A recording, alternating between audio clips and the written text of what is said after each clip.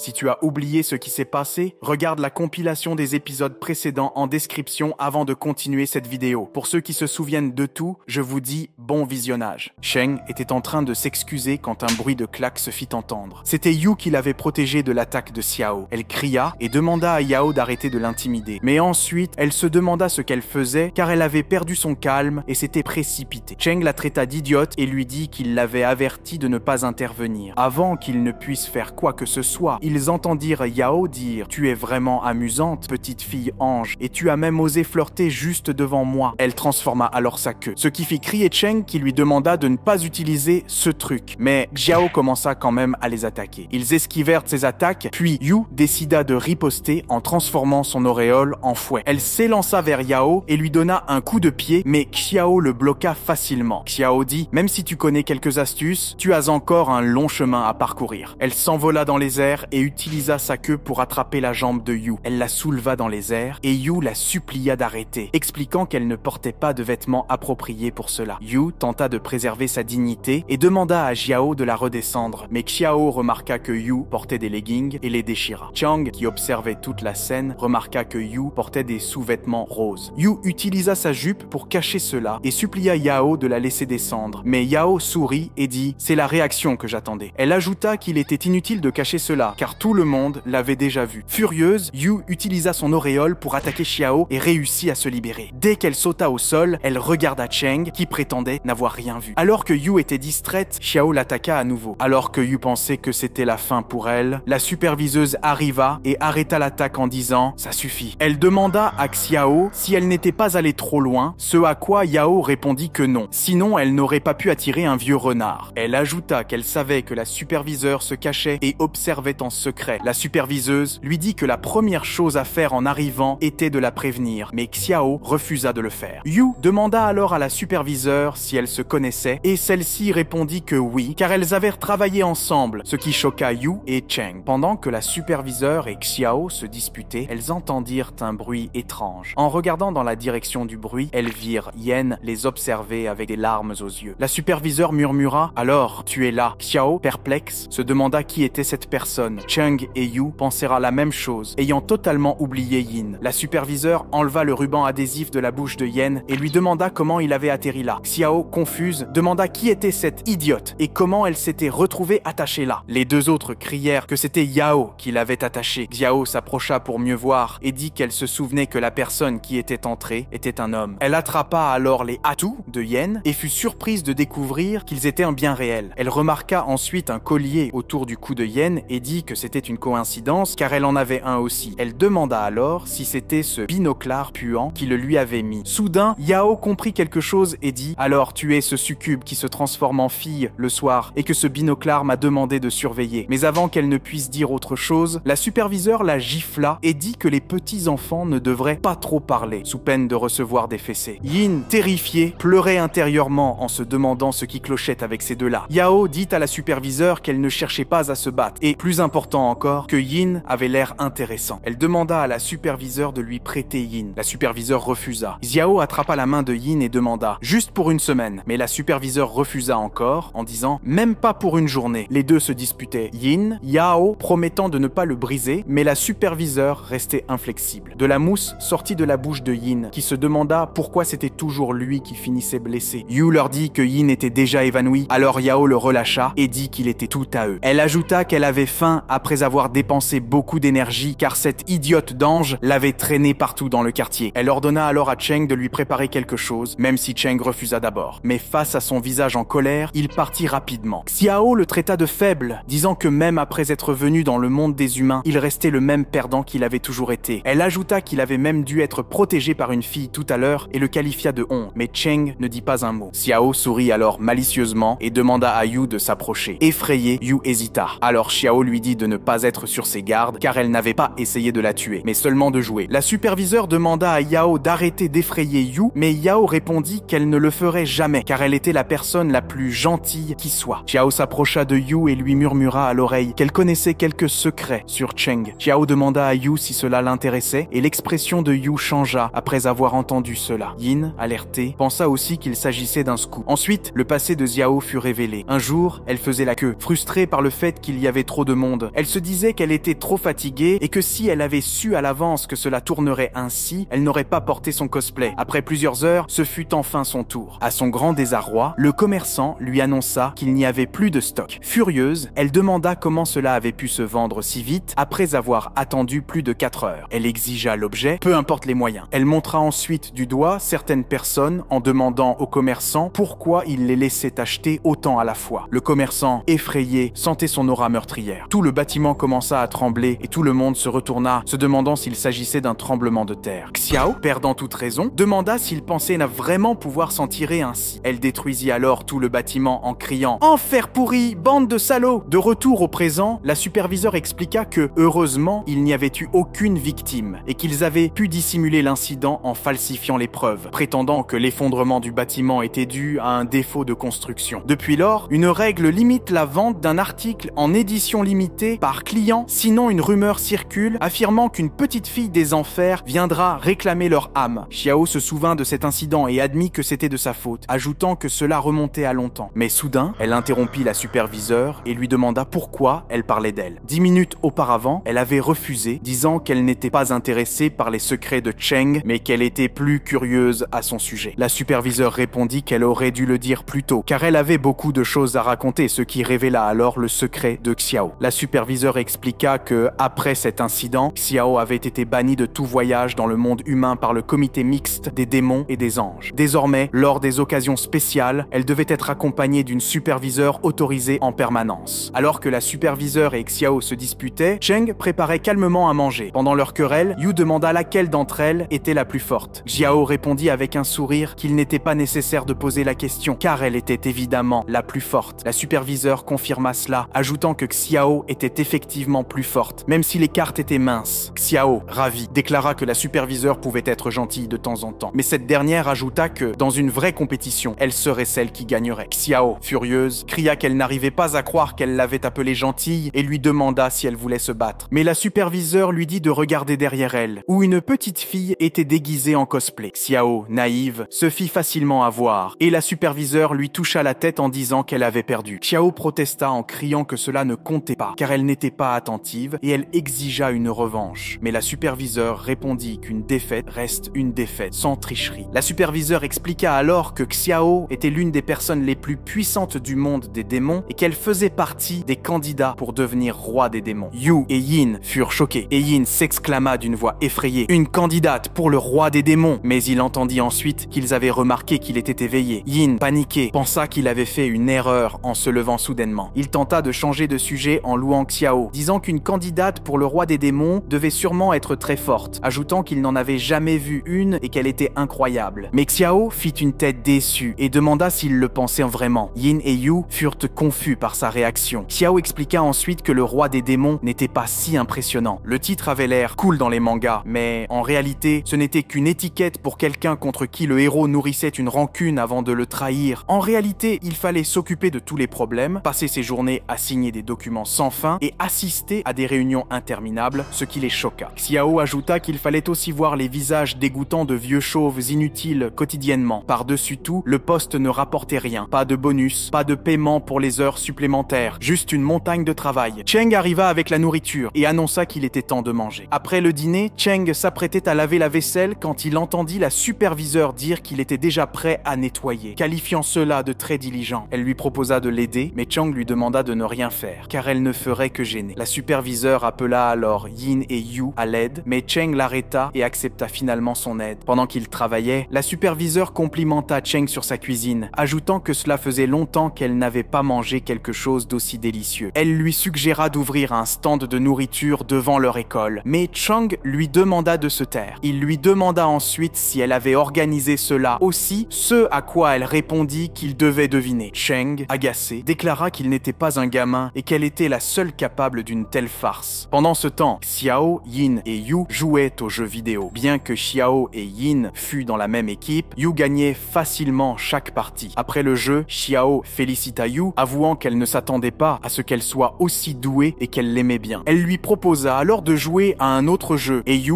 ne put refuser. La superviseure demanda alors ce qu'il jouait, car c'était très animé. Elle se moqua de Xiao, disant que sa petite Yu-Shan était plutôt douée car elle l'avait totalement écrasé. Xiao Xiao, furieuse, lui demanda de se taire, ajoutant que cela faisait longtemps qu'elle n'avait pas joué à ce jeu, donc elle était juste rouillée. La superviseure la défia alors à un match entre anges et démons, ce que Xiao accepta. Xiao demanda à Chang d'apporter 2 manettes supplémentaires pour qu'ils puissent jouer. Pendant que Cheng leur donnait les manettes, la scène prenait une tournure différente, car 4 belles jeunes femmes étaient assises en face de lui. Xiao se moqua de lui, disant qu'il ressemblait à un personnage principal de manga harem et qu'il était tellement sans gêne. Mais Yin protesta, disant qu'il ne fallait pas l'inclure dans ce harem car il était un garçon. Après quelques heures de jeu, Yin déclara qu'il était fatigué et qu'il ne pouvait plus jouer. La superviseure vérifia l'heure et annonça qu'il était tard. Elle dit à Xiao qu'il était temps de partir, mais Xiao refusa immédiatement, affirmant qu'elle n'en avait pas encore assez. Elle attrapa alors Yu et déclara qu'elle dormirait avec elle ce soir, ce qui choqua Yu. La superviseure demanda à Xiao d'arrêter ses caprices, lui rappelant qu'elle avait encore une tonne de paperasse à faire à son sujet, et lui demanda d'être sage et de venir avec elle. Xiao refusa encore. La superviseure se tourna alors vers Yu pour connaître son avis. Xiao regarda Yu avec des yeux larmoyants, la suppliant de dire oui. N'ayant pas d'autre choix, Yu répondit qu'elle n'y voyait pas d'inconvénient. Avant de partir, la superviseure demanda à Xiao d'être sage et de ne pas faire de bêtises. Ce à quoi Xiao répondit en lui montrant son majeur et en disant qu'elle savait. Yin, ravi, déclara qu'il restait aussi pour la nuit, mais la superviseure lui tira les oreilles et le traîna dehors avec elle. Xiao lui souhaita une bonne nuit en l'appelant la binoclarde puante et ajouta qu'elle espérait ne jamais la revoir. Plus tard, Cheng nettoyait la maison pendant que Yu et Xiao étaient assises sur le canapé. Xiao sentit que quelque chose n'allait pas car l'atmosphère était trop silencieuse. Elle demanda alors si les deux s'étaient disputés, ce qui fit frissonner Cheng et Yu. En voyant leur réaction, Xiao comprit qu'elle avait raison et dit que cela expliquait les frissons qu'elle avait ressentis. Elle demanda ensuite à Cheng d'aller lui acheter un bubble tea car elle en avait soudainement envie. Cheng protesta en disant qu'il était tard pour en trouver, mais Xiao le força à sortir, lui disant de ne pas revenir avant 1 heure. Une fois Cheng parti, Xiao déclara qu'il était temps de passer à la scène suivante. Elle demanda à Yu si elle avait chauffé le bain et Yu répondit que oui. Xiao lui dit alors de la suivre au bain et d'arrêter de rester figée comme une statue. Yu hésita d'abord, mais Xiao lui ordonna d'arrêter de poser des questions stupides et de venir avec elle. À l'intérieur, Xiao et Yu retirèrent leurs vêtements. Yu regardait le corps de Xiao d'un air suspect. Xiao le remarqua et demanda si Yu voulait vérifier, en commençant à retirer ses leggings. Yu l'arrêta à temps. Soudain, Xiao se souvint de quelque chose et retira ses cornes. Yu, choqué, demanda comment elle pouvait retirer ses cornes. À sa grande déception, Xiao lui expliqua qu'il ne s'agissait que d'un accessoire. Elle les portait comme un serre-tête, car elles avaient l'effet de dissimuler sa présence. Elle ajouta qu'elle pouvait même en changer la forme en appuyant sur le nez et en méditant pendant 3 secondes. Xiao fit une démonstration en changeant la forme des cornes sous les yeux de Yu. Pendant que Yu lavait le dos de Xiao, elle exprima sa surprise que les démons n'aient pas vraiment de cornes. Xiao lui répondit que bien sûr, les démons en avaient, mais qu'elle était un cas spécial, son corps étant incapable de les développer en raison d'une condition physique. Yu, confuse, murmura « une condition physique ?» Xiao lui demanda alors d'arrêter de parler de sujets ennuyeux tout en déplaçant lentement sa queue derrière le dos de Yu. Xiao suggéra qu'elles échangent de rôle, puis utilisa sa queue pour retirer la serviette de Yu. Yu mit quelques secondes à comprendre ce qui s'était passé, puis attrapa la serviette en disant à Xiao d'attendre et qu'elle pouvait très bien se laver toute seule. Xiao, ravie, dit que c'était la réaction qu'elle attendait, car elle avait toujours voulu vivre ce genre de situation. Elle s'approcha lentement de Yu, disant qu'elle ne devait pas être timide et qu'elle voulait voir à quel point son corps avait grandi. Après le bain, les deux étaient dans la baignoire. Yu suivait la queue de Xiao des yeux, répétant le mouvement de sa tête. Xiao lui demanda soudain si elle voulait la toucher. Avec la permission de Xiao, Yu attrapa la queue, trouvant sa douceur et son élasticité très agréable. Yu demanda à Xiao si elle n'avait pas peur que d'autres touchent sa queue. Xiao répondit qu'au contraire, cela lui faisait du bien. Xiao fit alors allusion au fait que Yu avait peut-être touché la queue de quelqu'un d'autre, se moquant d'elle en disant que derrière son apparence innocente, elle était une femme perverse, ce qui laissa Yu perplexe. Xiao expliqua ensuite que toucher la queue de quelqu'un sans son consentement était du harcèlement, car la queue d'un démon ne pouvait être touchée que pendant l'accouplement. Yu, paniqué, lâcha immédiatement la queue, s'excusant et disant qu'elle ne savait pas. Xiao rit et lui dit qu'elle plaisantait, trouvant ses réactions amusantes. Cependant, Xiao sentit qu'il manquait quelque chose et se demanda ce que c'était. Un peu plus tard, Cheng revint plus tôt que prévu, inquiet pour Yu. Lorsqu'il inspecta la maison, Cheng pensa que rien de grave ne s'y était produit. Il entendit alors Xiao dire « Alors, mon petit frère est de retour ». Cheng demanda pourquoi elle portait ses vêtements. Xiao répondit qu'elle était tellement excitée de venir dans le monde des humains qu'elle avait oublié d'apporter un change. Elle Elle ajouta qu'une fille super belle portant sa chemise devait sûrement faire battre son cœur. Cheng, agacé, lui tendit le bubble tea en disant qu'il l'avait acheté. Cheng lui demanda ensuite où était Yu et ce qui lui était arrivé. Xiao répondit que la petite ange s'était fatiguée et était allée se coucher tôt. Soudain, Cheng remarqua que Xiao n'avait pas séché ses cheveux après être sorti du bain. Il la gronda pour cela, mais Xiao lui répondit que sécher ses cheveux prenait une éternité et qu'elle aimait la sensation qu'il procurait ainsi. Alors, où était le problème? Frustrée, Cheng déclara qu'elle se comportait comme une enfant. Puis, il ouvrit la porte de la salle de bain. À l'intérieur, il tomba sur Yu qui se tenait là sans vêtements. En réalisant ce qui venait de se passer, Cheng sombra dans le désespoir. La seconde suivante, Xiao entendit ses cris tandis qu'il suppliait Yu d'arrêter de le frapper et de le laisser s'expliquer. Plus tard, Yu aidait Xiao à sécher ses cheveux. Xiao la complimenta en disant qu'elle ne s'attendait pas à ce qu'elle soit aussi douée pour sécher les cheveux. Yu la remercia et expliqua qu'elle était auparavant mauvaise dans cet exercice, finissant toujours par tout gâcher au point de devoir appeler Cheng à l'aide. Xiao entendit alors Yu dire qu'elle se sentait inutile, qu'elle ne faisait jamais rien correctement. Elle ajouta qu'elle se mettait toujours dans des ennuis, qu'elle était impulsive et mesquine, se précipitant dans les situations sans prendre le temps de les analyser. Elle causait constamment des problèmes aux autres et personne n'aimait les gens comme elle. Yu poursuivit en disant qu'au début, lorsqu'elle avait reçu cette bague et que cette farce de vie conjugale avait commencé, tout ce qu'elle voulait, c'était se libérer de ses chaînes. Mais maintenant qu'elle y réfléchissait, elle avait peut-être eu de la chance, car, sans s'en rendre compte, elle vivait une vie heureuse et épanouie. Elle trouva étrange qu'au départ, tout ce qu'elle voulait, c'était s'éloigner de cet arrangement, sans se soucier de ce que Cheng pensait d'elle, mais qu'à présent, elle ne voulait pas le détester. Xiao éclata de rire, déclarant que ce discours semblait sorti d'un livre. Elle remercia Yu pour ce bon moment, ajoutant qu'elle avait cru qu'il s'agissait de quelque chose de sérieux. Xiao demanda alors à Yu de deviner ce que Cheng pourrait dire dans une telle situation, et elle imita sa voix. « Je ne peux vraiment faire confiance à personne. La seule personne en qui je peux avoir confiance, c'est moi-même, parce que je ne me trahirai jamais et c'est plus facile de vivre seul. » Yu, troublé, réalisa que ces mots étaient exactement ce que Cheng aurait pu dire. Xiao lui dit que ce n'était pas de sa faute et qu'elle ne devait pas le prendre personnellement. C'était simplement ainsi que Cheng était. Elle ajouta que Cheng avait perfectionné l'art d'être un solitaire, mais qu'en matière de relations avec les autres, il devenait une personne complètement différente, paranoïaque, irritable et agitée. Xiao expliqua ensuite que les démons étaient très sensibles à la malveillance et au côté sombre de l'âme humaine, ce qui les amenait souvent à se replier sur eux-mêmes, ne faisant pas facilement confiance aux autres. Elle ajouta que c'était aussi pourquoi les démons aimaient tant signer des contrats, car ces derniers garantissaient des bénéfices mutuels et exigeaient de mettre en jeu quelque chose d'important. Après un moment de réflexion, Xiao proposa de révéler à Yu un secret sur Cheng, mais Yu refusa, déclarant qu'elle préférait attendre que Cheng se sente prêt à lui en parler lui-même. Xiao félicita Yu pour sa réponse, bien qu'elle savait que sa curiosité était bien présente. Elle insista en promettant que Cheng n'en saurait rien, mais Yu refusa tout de même. Xiao commenta qu'elle ne s'amusait pas, ajoutant que toute cette discussion lui avait donné soif, et demanda à Yu de lui apporter un bubble tea. Yu répondit avec un « bien sûr » et partit. Une fois Yu parti, Xiao déclara qu'elle était vraiment une fille adorable, puis demanda à Cheng s'il était d'accord. Cheng, qui se cachait derrière le mur et écoutait la conversation, se figea de peur en entendant cela. Xiao éclata de rire, disant que l'espionnage n'était pas une bonne habitude, ce qui fit rougir Cheng. Xiao lui demanda alors s'il rougissait, ce qui le choqua, et frustré, il frappa le mur. Peu après, Yu revint avec le thé et l'informa qu'elle l'avait apporté, pendant que Xiao fouillait dans son sac. Xiao dit que c'en était assez des sujets déprimants pour la journée, puis sortit quelques mangas. Avec un sourire diabolique, elle demanda à Yu si elle aimait le BL Boys Love. Yu, confuse, ne répondit pas tout de suite, et Xiao l'invita à s'approcher en lui disant qu'elle avait de très bons mangas à lui montrer. Yu accepta timidement. Pendant ce temps, Yin murmura à Xiao en lui demandant pourquoi elle devait écouter cet ange, malgré sa force, et pourquoi les démons venant dans le monde des humains devaient être supervisés par des anges. Xiao, avec un air malicieux, leur demanda s'ils ne savaient pas pourquoi. Tous, avec des expressions perplexes, répondirent qu'ils l'ignoraient. Soudain, la superviseure apparut derrière Xiao et proposa de leur expliquer. Elle expliqua qu'au début, les démons et les anges géraient ensemble le monde des humains. Cependant, avec le temps, les démons devinrent paresseux et négligèrent leurs tâches, causant de nombreux problèmes et désordres. Pour éviter que cela ne se reproduise, les démons et les anges signèrent un traité, confiant la gestion du monde des humains aux anges seuls. Depuis, les démons qui venaient dans le monde des humains devaient être supervisés par un ange, et c'est ainsi que les choses se passèrent. Yu demanda alors à la superviseure si cela ne causait pas de mécontentement parmi les démons, mais la superviseure lui répondit de leur poser directement directement la question. En entendant cela, Cheng et les autres répondirent que c'était trop de travail et qu'ils étaient très contents de recevoir de la nourriture sans avoir à travailler. Par la suite, Yin salua les spectateurs de son live stream et leur demanda pourquoi ils continuaient à venir sur son live même après tout ce temps. Elle répondit à un commentaire expliquant que sa tenue était un cosplay d'un personnage du jeu dont elle était récemment tombée amoureuse. Elle ajouta que se coiffer avait pris beaucoup de temps. En répondant à un autre commentaire, elle précisa qu'elle n'avait pas oublié de mettre des sous-vêtements cette fois-ci et qu'elle était très sérieuse quant au respect des règles de la plateforme. Puis, avec un ton adorable, elle remercia un de ses spectateurs pour les cadeaux reçus, le qualifiant de maître et ajoutant qu'il était très généreux.